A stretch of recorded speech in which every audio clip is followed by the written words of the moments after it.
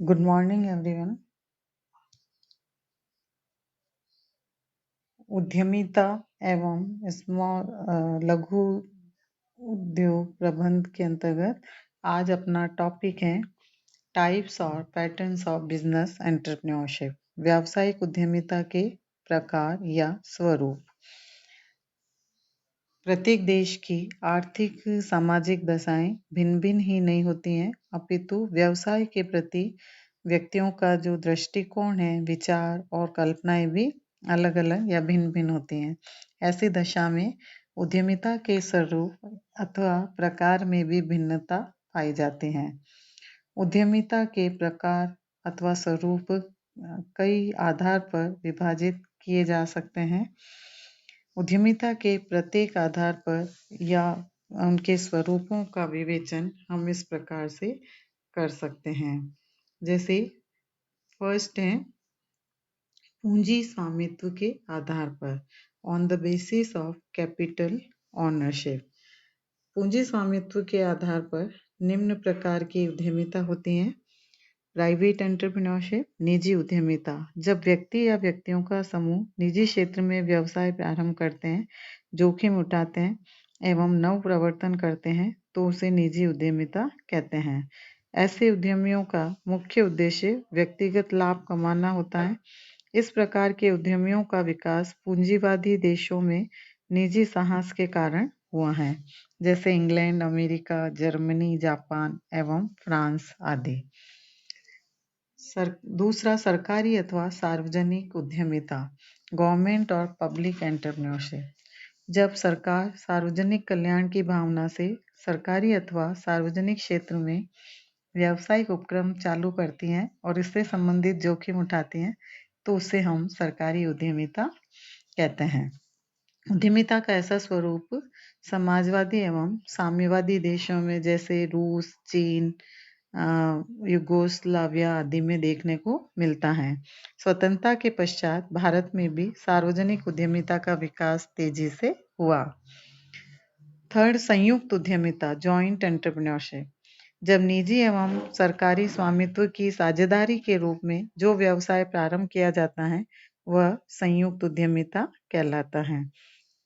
इस प्रकार की उद्यमिता के अंतर्गत यह निजी एवं सरकारी स्वामित्व यानी गवर्नमेंट और प्राइवेट दोनों के ऑनरशिप का मिला-जुला रूप है।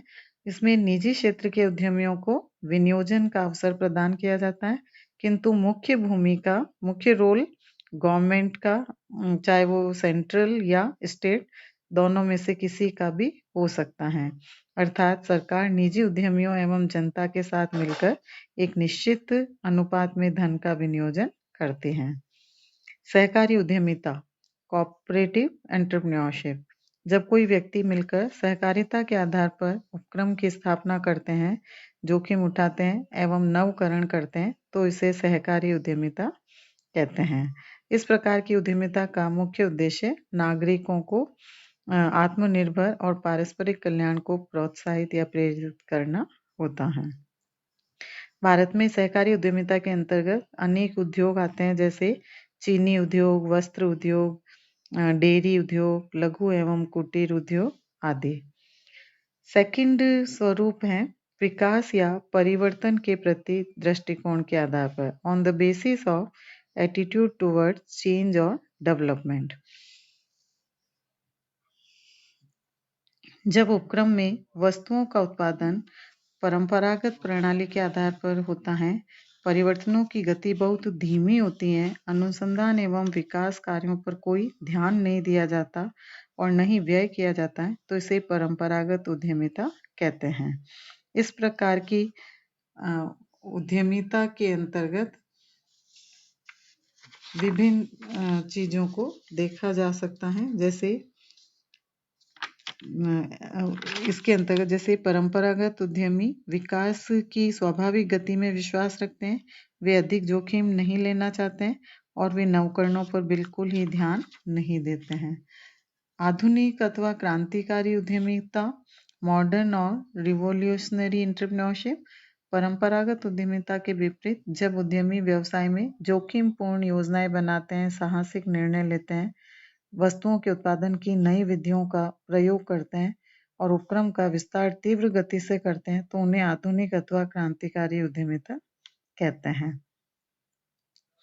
थर्ड है स्थानीयकरण के आधार पर, on the basis of centralisation. इसके अंतर्गत दो प्रकार की उद्यमिता होती है, केंद्रीकृत उद्यमिता सेंट्रलाइज्ड एंटरप्रेन्योरशिप, जब आधारभूत सुविधाओं जैसे जल, विद्युत, सड़क, यातायात एवं संदेशवाहन आदि की उपलब्धि, उपयुक्त स्थिति एवं पहले से स्थापित इकाइयों की प्रवृत्ति के कारण अधिकांश उपक्रम एक ही स्थान या क्षेत्र में स्थापित हो जाते हैं तो उन्हें केंद्रीकृत उद्यमिता कहते हैं। दूसरा विकेंद्रित उद्यमिता डिसेंट्रलाइज्ड एंटरप्रेन्योरशिप, जब उद्यमियों द्वारा देश के विभिन्न स्थानों, भागों या क्षेत्रों में उपक्रमों की स्थापना की जाती है तो उसे विकेंद्रित उद्यमिता कहा जाता है। इस प्रकार के उद्यमिता का मुख्य उद्देश्य नियोजित विकास करना, पिछड़े क्षेत्रों का विकास करना, रोजगार सृजन करना एवं धन का समान वितरण करना आदि होता है। फोर्थ है आकार के आधार पर, on the basis of size. इसमें दो प्रकार की उद्यमिता, लघु उद्यमिता स्मॉल एंटरप्रेन्योरशिप और बृहत उद्यमिता लार्ज एंटरप्रेन्योरशिप। स्मॉल के अंतर्गत उद्यम के अंदर उत्पादन प्रणाली सरल होती है, कम पूंजी का विनियोग यानी बहुत कम पूंजी इन्वेस्ट की जाती है, श्रमिकों की संख्या कम होती है और उपक्रम का आकार छोटा होता है। और इसके विपरीत जो बृहत उद्यमी है उसके अंदर अधिक मात्रा में पूंजी विनियोजित की जाती है और अधिक संख्या में श्रमिक रखे जाते हैं, आधुनिक यंत्रों का, मशीनों का, नए टेक्नोलॉजी का उपयोग किया जाता है और उसमें जो प्रोफेशनल मैनेजर्स हैं उनके द्वारा उपक्रम का संचालन किया जाता है। भारत में ऐसी श्रेणी में कई उद्यमी हैं जैसे टाटा, बिरला, डालमिया, अंबानी, ये सारे जो उद्यमी हैं वो इसी श्रेणी के अंदर आते हैं। पांचवें हैं उद्यमशील अथवा साहसिक कार्यों के आधार पर, on the basis of entrepreneurial functions.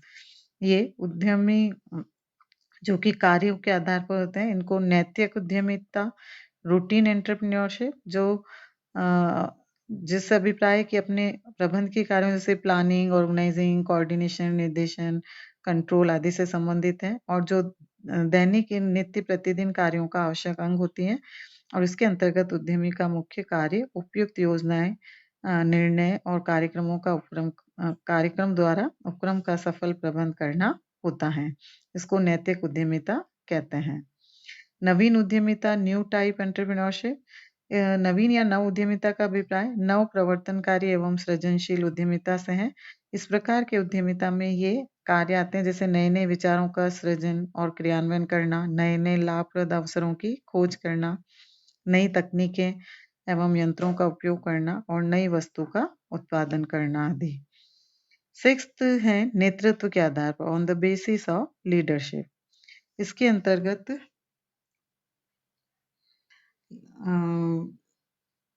अंतर्गत आता है वैयक्तिक उद्यमिता, इंडिविजुअलिस्टिक एंटरप्रेन्योरशिप, जब व्यवसाय की प्रबंध एवं संचालन के समस्त कार्य एक व्यक्ति द्वारा ही निष्पादित किए जाते हैं तो उसे वैयक्तिक उद्यमिता कहते हैं। दूसरी समूह उद्यमिता ग्रुप एंटरप्रेन्योरशिप, ऐसे उद्यमियों को प्रवर्तक यानी प्रमोटर्स भी कहते हैं और जिस उद्यमिता में नेतृत्व एक व्यक्ति से विशेषज्ञों के संगठित समूह को स्थानांतरित हो जाता है तो इसे समूह उद्यमिता कहा जाता है। इसके अलावा नवाचार कार्य के आधार पर, on the basis of innovation function, इसमें नवाचारात्मक उद्यमिता इनोवेटिंग एंटरप्रेन्योरशिप, अनुकरणात्मक इमिटेटिव एंटरप्रेन्योरशिप, अवसर की प्रतीक्षा करने वाली उद्यमिता फैबियन एंटरप्रेन्योरशिप, निष्क्रिय उद्यमिता ड्रोन एंटरप्रेन्योरशिप आदि सम्मिलित किए जाते हैं।